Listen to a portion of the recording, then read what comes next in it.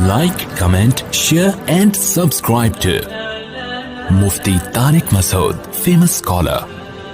बेहतरीन सदका जारिया हासिल करने के लिए इस वीडियो को शेयर करना मत भूलें। जज़ाकल्लाह। अफजल साहब बम्बई से पूछते हैं, एक भाई ने तामीर की हो तो घर वरसा में कैसे तकसीम होगा? बहुत अहम सवाल है, आजकल ये बहुत हो रहा है। मेरे वालिद साहब ने घर ख़रीदा था जो काफ़ी पुराना था। मैंने इस घर को मज़ीद 2 फ्लोर बनवाया। अब इस घर में मेरी 3 बहनों का हिस्सा किस हिसाब से होगा? इस वैल्यू पर जिस पर मेरे वालिद ने ख़रीदा था या घर की मौजूदा शक्ल पर? देखिए, ये बहुत अहम मसला है। वालिद साहब जिस कंडीशन में घर छोड़कर जाते हैं, बाज़ दफ़ा बेटा औलादों में से कोई उसमें मज़ीद तामीर करती है या वालिद साहब की ज़िंदगी ही में तामीर की होती है। तो वालिद साहब का घर था, आपने इस पर मज़ीद 2 फ्लोर बना दिए ऊपर।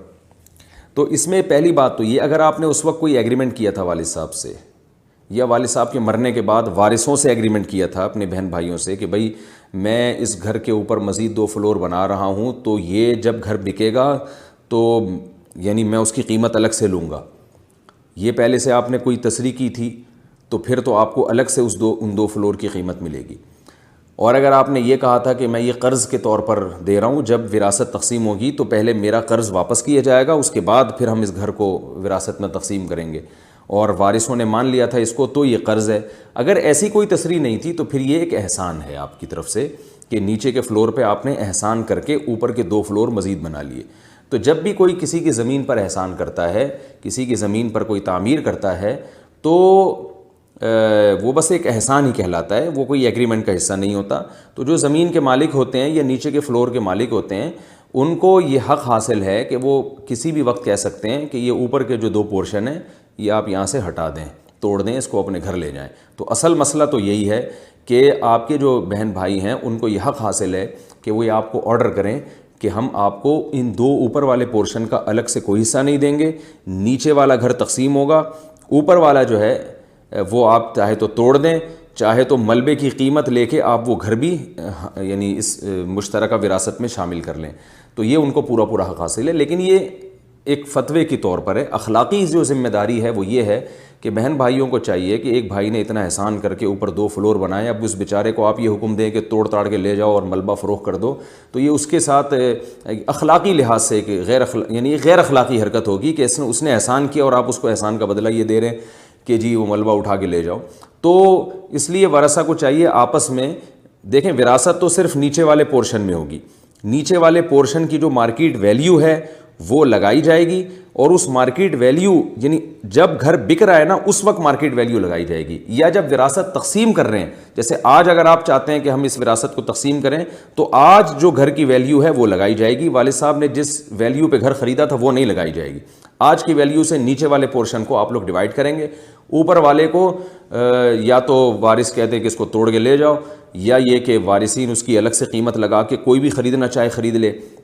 और अखलाक़ी लिहाज से अगर आप इसको चाहते हैं हल करना, तो फिर आप लोगों को चाहिए कि 2 रास्ते हैं आपके पास, या तो इस पूरे पोर्शन की वैल्यू लगाएं, ऊपर वाले 2 फ्लोर की भी और नीचे वाले की भी, पूरे पोर्शन की वैल्यू लगाएं, और ये देखें कि इस पूरे पोर्शन की वैल्यू मिसाल के तौर पर 1 करोड़ रुपए बनती है, यानी तीनों पोर्शन की, ग्राउंड फ्लोर, फर्स्ट फ्लोर और सेकंड फ्लोर की 1 करोड़ रुपए बनती है।